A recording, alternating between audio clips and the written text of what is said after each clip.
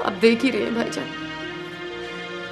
एकदम से ये सारी मुसीबतें आन पड़ी है मुझ पर, मेरे घर पर। मोइन क्या गए, लगता है जैसे मेरे घर की छत उड़ गई।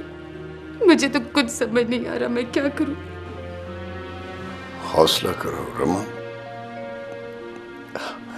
अल्लाह सब ठीक करेगा। मुझे तो कुछ समझ नहीं आ रहा कि सब कैसे ठीक होगा। मैं आपको बता नहीं सकी, पिछले 2-3 महीने से मोइन की कंपनी वालों ने उन्हें तनख्वाह नहीं दी थी। जो जमा पूंजी थी उसी पे गुजारा हो रहा था। अब तो अकाउंट भी सिफर हो गया। मुश्किल से 4 या 5 हजार रुपए होंगे उसमें। ऐसा है कि मैं हाँ, मैं ये कह रहा था कि ये तो वाकई बड़ी खतरनाक सिचुएशन है। कुछ करें भाईजान, प्लीज कुछ करें। गाड़ी चली गई तो हम क्या करेंगे? आप तो जानते ही हैं, यहाँ आने जाने के लिए तो ट्रांसपोर्ट बहुत जरूरी है। रेहान और इमरान स्कूल कैसे जाएंगे? गाड़ी तो बहुत जरूरी है। हाँ रमा, ऐसा है कि हाँ, मैं तो रमा एहसान से कह रही थी कि अगर कुछ पैसे हैं तो दे दो, लेकिन तुम्हें पता है रमा कि जो नया प्रोजेक्ट शुरू किया एहसान ने, उसमें सारे पैसे लग गए हमारे। बल्कि हमने तो अपने दोस्तों से उधार लेके पैसे पूरे किए हैं। एहसान, बताओ ना रमा को। हाँ रमा, नादिया ठीक कह रही है। इस वक्त मेरा इतना हाथ तंग है कि मैं बता भी नहीं सकता, वरना 1-1.5 लाख रुपए तो मेरे लिए कोई चीज़ नहीं थी।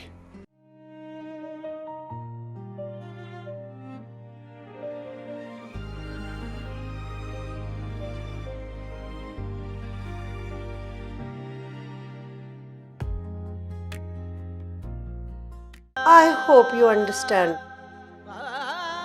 मैं समझ सकती, सब समझ सकती,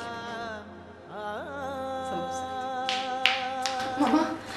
मामा प्लीज जल्दी कुछ करें। वो लोग इतनी बुरी तरह से मिसबिहेव कर रहे हैं कि मैं आपको बता भी नहीं सकती। इनकी ऐसी की तैसी मैं ठीक करता हूँ। अरे क्या हो गया आपको? एहसान, उन गुंडों के मुंह लगेंगे आप? आपने उस दिन वो चैनल की रिपोर्ट नहीं देखी कि बैंक वालों ने गुंडे हायर किए होते हैं सारे काम करने के लिए? मुझे तो कुछ समझ नहीं आ रही। काश मोइन के साथ मैं भी मर गई होती, काश मैं भी जिंदा ना होती। मामा प्लीज चुप हो जाए, प्लीज मामा। हौसला रखो रमा, परेशान होने से तो कोई मसला हल नहीं ना होगा। वो एहसान, क्या किया जा सकता है? हकीकत को तो अब फेस करना ही है ना। और हकीकत ये है एहसान कि पैसे किसी के पास है नहीं देने को, और घर में गुंडे आए बैठे हैं।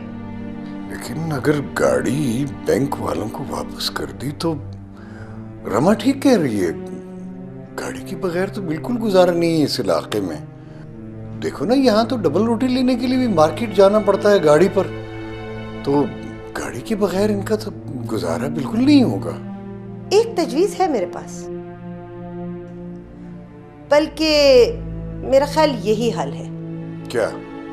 देखो रमा, ये मौका तो नहीं है, लेकिन मैं तुमसे इसलिए कह रही हूँ कि रिश्तेदारों के साथ, ख़ास तौर पे करीबी रिश्तेदारों के साथ झूठ नहीं बोलना चाहिए। अगर ये हमें पहले पता होता कि ये गाड़ी लीज की है, तुम्हारी अपनी नहीं, तो हम शायद पहले ही कोई इंतज़ाम कर लेते।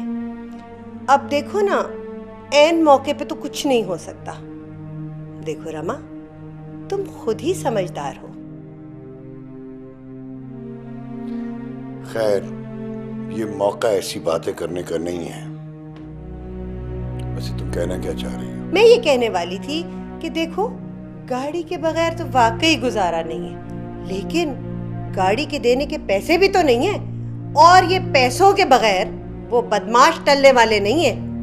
तो फिर क्या किया जाए? वही तो बता रही हूँ, इसका एक ही हल है। देखो रमा, तुम्हारे पास जो ज्वेलरी पड़ी हुई है ना, उसमें से थोड़ी सी बेच दो।